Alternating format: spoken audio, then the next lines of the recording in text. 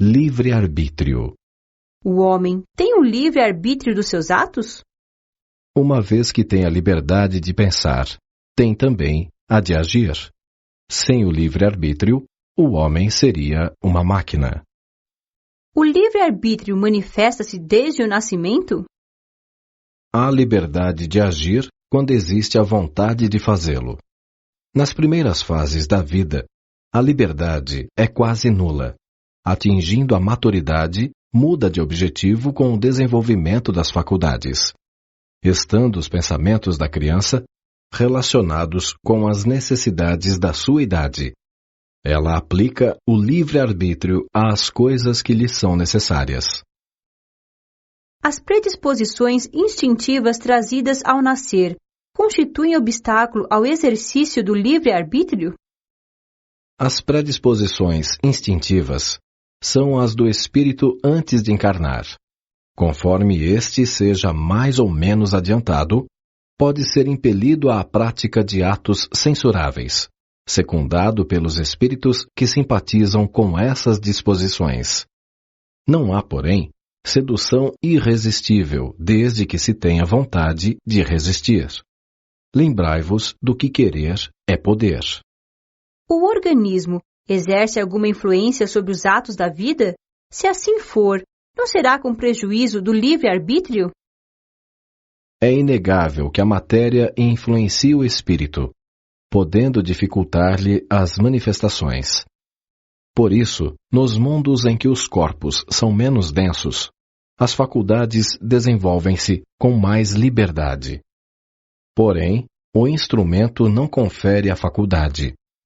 Além disso, é preciso distinguir as faculdades morais das intelectuais. Se alguém tiver um intuito homicida, certamente é o seu próprio espírito que o possui e transmite, e não os órgãos. Aquele que anula o pensamento para se ocupar apenas da matéria, torna-se semelhante ao bruto. E pior ainda, não pensa mais em precaver-se contra o mal. É nisto que incorre em falta, visto agir assim pela própria vontade. A deformação das faculdades priva o homem do livre-arbítrio? Aquele cuja inteligência é perturbada por uma causa qualquer não é mais senhor do seu pensamento, privando-se assim da sua liberdade. Essa deformação é geralmente uma punição para o espírito que numa outra existência tenha sido fútil e orgulhoso, ou feito mau uso das suas faculdades. Poderá renascer no corpo de um idiota como o déspota no corpo de um escravo, e o mau rico no de um mendigo. É o efeito desse constrangimento que provoca o sofrimento do espírito, do qual tem perfeita consciência. É aí que reside a ação da matéria. Podem desculpar-se os atos indecorosos provocados pela distorção das faculdades intelectuais com origem na embriaguez? Não, porque o bêbado privou-se voluntariamente da razão para satisfazer paixões inferiores.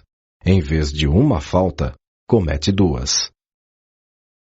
Qual é a faculdade dominante no homem em estado selvagem? O instinto ou o livre-arbítrio?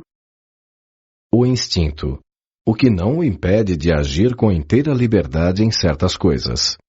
Mas como na criança, aplica essa liberdade às suas necessidades, que se ampliam com o desenvolvimento da inteligência.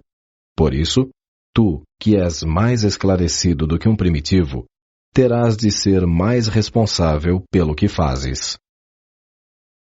A posição social do homem não constituirá, por vezes, um obstáculo à completa liberdade dos seus atos? O mundo tem, sem dúvida, as suas exigências. Deus é justo e tudo leva em conta, mas deixa-vos a responsabilidade do pouco esforço que fazeis para superar as dificuldades.